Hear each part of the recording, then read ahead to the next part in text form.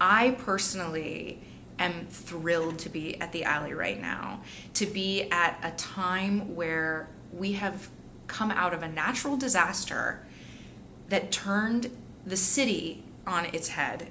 It's incredible what the people that inhabit this building did together, and how we've come out on a path that is clearer and stronger and more connected with each other. And we'll be soon welcoming a new artistic director, and I think we're all in the best place that we've ever been for that, and how much I appreciate everyone in the community that has continued to come see us, even if we're at UH because our theater is underwater. Those people have made such a difference, and we're stronger because of them, and it's immeasurable what our audiences have given back to us too. What was your first show at the Alley, and how did that come about? How did that audition? It was, so the first show I did at the Alley was Frame 312 by Keith Radine. And you know, when you're a New York actor, you got to have an agent working for you. I had a manager working for me. I had all sorts of stuff, but I got the audition because I was doing another show and the playwright came to see it. I told my agents, oh, this playwright would like me to audition for this. So, you know, you do a lot of work, and then ultimately work begets work, right? Yeah. So Keith Radine came to see a play I was doing with the Keene Company called Museum by Tina Howe. And he knew that Pete Masterson was going to direct Frame 312, and Pete's wife, Carlin Glenn, was going to be in it. And they needed a young version of Carlin Glenn. So half the story takes place in the 60s and half took place in present day. So they needed someone that looked like her and was younger, and he was like, you would be great. So I actually just, instead of a traditional thing, I went to Pete and Carlin's apartment in New York, met them, chatted, sort of read a scene with her, and they offered me the part. So we had actors from New York, 4 of us from New York, and 2 resident company members, which were Jeffrey Bean and James Black. I grew up in Northern Virginia going to the Arena Stage, and at that point in time, they had a company of actors. To me, that was the end-all, be-all of becoming an actor. If you could have a real job and a real life and work in one place, I thought that was amazing. So then showing up here and seeing what James and Jeff were capable of, and what amazing talents and honed skills they had, because they worked all the time.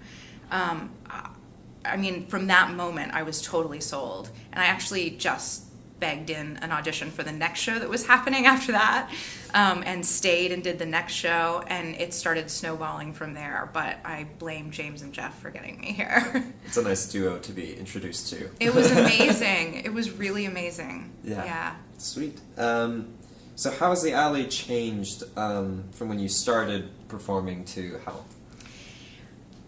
I was like, how am I going to answer this question? It's really hard for me to think about how the Alley has changed, because I've changed so much. Your perspective grows and matures and changes. I think that one of the most exciting things that's happened in my time here is the advent of the New Play Festival. And I got my equity card in New York working at Playwrights Horizons. That's a theater whose mission and goal is to support new plays and playwrights. And even though the Alley would often do world premieres or new plays, or I'd work with some of the playwrights I had worked with in New York, it wasn't a goal, and it wasn't a focus in a driven way. And I find it so exciting to work on new work. I find it so thrilling to work directly with playwrights. I love getting new pages at the last minute. I loved that Describe the Night kept changing in previews even. I mean, I think I'm so excited that is now has such great forward momentum here. So that's really exciting to me. Mm-hmm. So because you've been here and raised a family here, you've seen the art scene grow here in Houston. Yeah. Can you talk a little bit about that change in Houston since you've been here at the Alley? It feels like a different city to me. It really does. And part of that is me getting to know the community and being out there. But when you're a freelance actor in New York, you basically know where all the big theaters are, because that's who's going to New York for auditions. And I had worked in Denver, and I had worked in Minneapolis, and I'm coming to the Alley in Houston, and that's what I know. And I knew of Catastrophic Theater, which at that point was Infernal Bridegroom, and saw one of their shows. It was early for me. I guess it wasn't early in their creation, but and I knew a little bit about stages, and that was the extent of the theater scene that I was aware of. Everywhere I turn now, there's a new theater. There's somebody that's self-producing something. The advent of having this, this venue Match in Midtown. I was saying to somebody last time I was there, it's like, I just feel cool being there. Like, it's such a great environment, and the shows that are happening there are so exciting, and it's great that it's Midtown was nothing the first couple times I came here, that Midtown is a scene. It's amazing.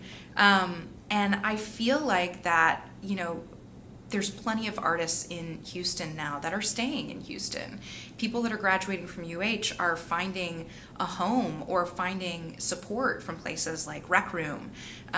Stages is, getting this brand new building. I mean, it's amazing. It has to do with the artists that are here, but I've always said it also has to do with the donors that live in Houston and the value that they put on living in a place that values art.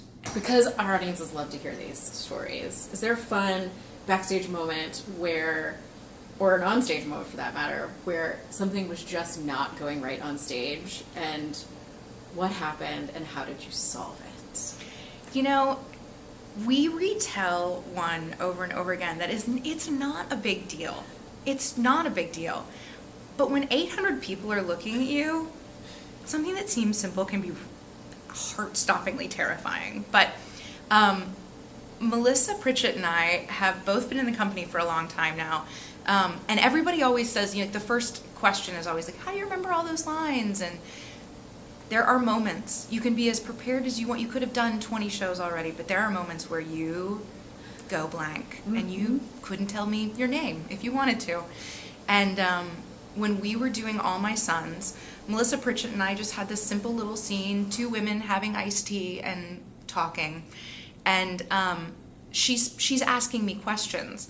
She was holding her little glass of iced tea, and she was supposed to ask me the next question, and she looked at me and went,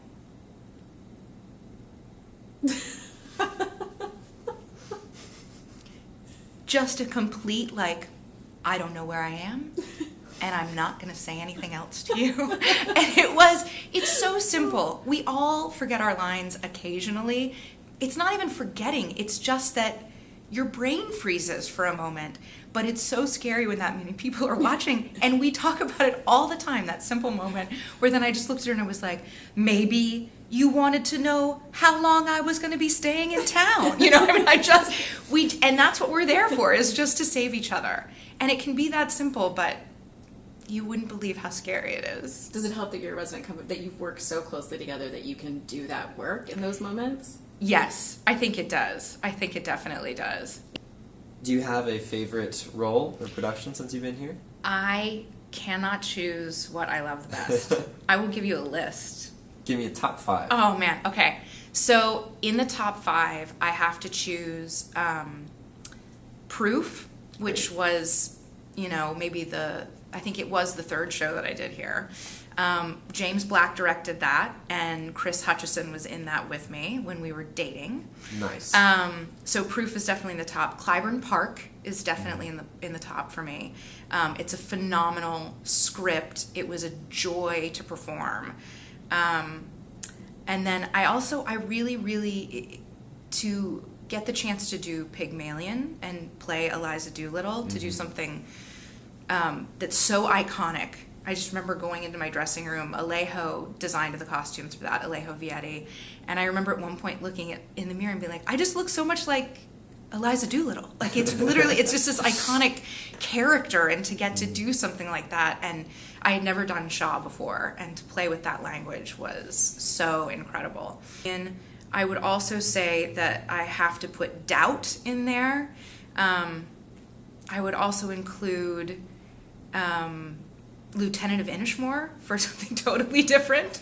But I also feel like almost in this coming season, I can already name there's going to be 5 top ones coming up this year. So through A Christmas Carol, you've actually gotten to perform. I mean, you performed with Chris a lot, but you got to do Christmas Carol with your son, which is awesome. What has that experience been like? It was fabulous and terrifying. It's very hard to focus on what you're doing when your 6-year-old son is on stage with you. And you're wearing multiple hats in terms of, but I couldn't have any control over what he was going to do on stage. So you're like, okay, do well, but I'm also not supposed to be thinking about you. Yes, my oldest son is definitely bit by the bug and tells everyone at his school that he is a professional actor.